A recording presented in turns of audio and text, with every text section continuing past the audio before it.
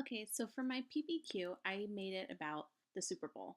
I figured the Super Bowl was something that everyone could relate to, everyone that loves sports can get really into it, and if you're not into sports and you just watch the Super Bowl for the commercials, we can get you interested in math too that way.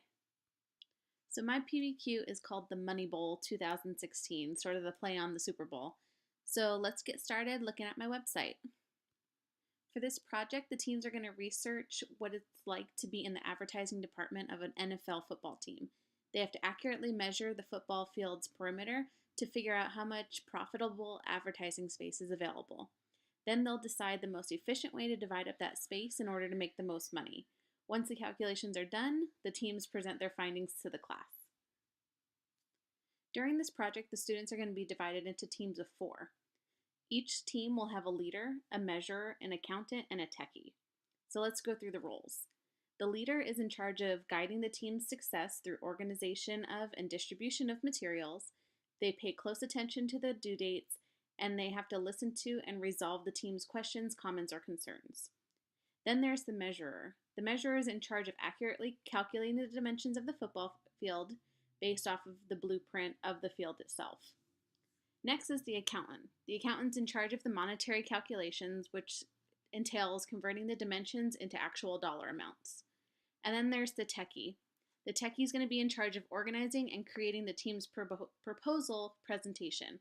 The way that we're doing the presentations is they have to either do a Google slide, a Glogster, or a Prezi. There are 7 steps to the project. The first step is the team will assign roles based on the individual's strengths. Step 2, team will find the dimensions of a standard NFL football field. Step 3, team will design an advertising concept using the available advertising space, aka the perimeter of the field. Step 4, the team will consult advertising price sheet for potential revenue. Step 5, the team will create an itemized list of advertisers and how much each will pay so that they have more than one space but not more than 2. Step 6, team will create a proposal presentation that shows the amount of revenue and explains why their proposal is the most profitable way. Step 7, team will present their proposal to the class.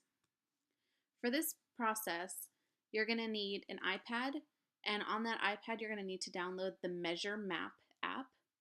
And if you're in a classroom where iPads aren't readily available, a Chromebook will also do the same job. In addition to the iPad or the Chromebook is the advertising spreadsheet.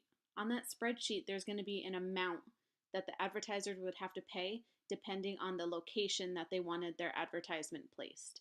So right behind the end zone is going to be a higher price than out in the corner.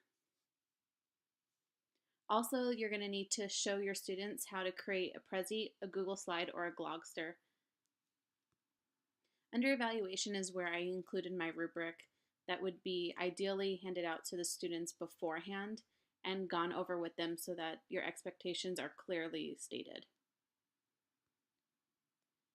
The conclusion to this project is the students have to sit down and really go through what just happened during the project and what they're going to get out of it.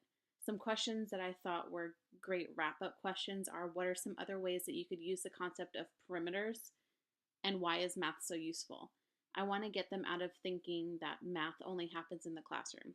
Math is all around them. We use it every day, so I want them to start looking at math differently. Also, a concluding activity is they're going to pair up with a partner and they're going to put their minds together to create a list of jobs that use math on an everyday basis. When they're done, I want them to pair up with other groups and compare the lists to see if they came up with the same jobs or different jobs.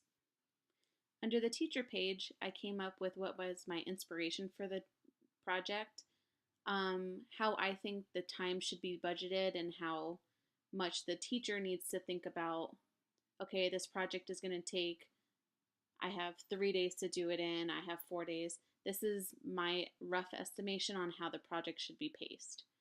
I've also included the standards that this project, if done entirely the way that I've laid it out, would cover. It covers all of the English language arts standards listed here, as well as the mathematics. I've also included my contact information. That way, in case someone needed clarification on anything, they could contact me personally.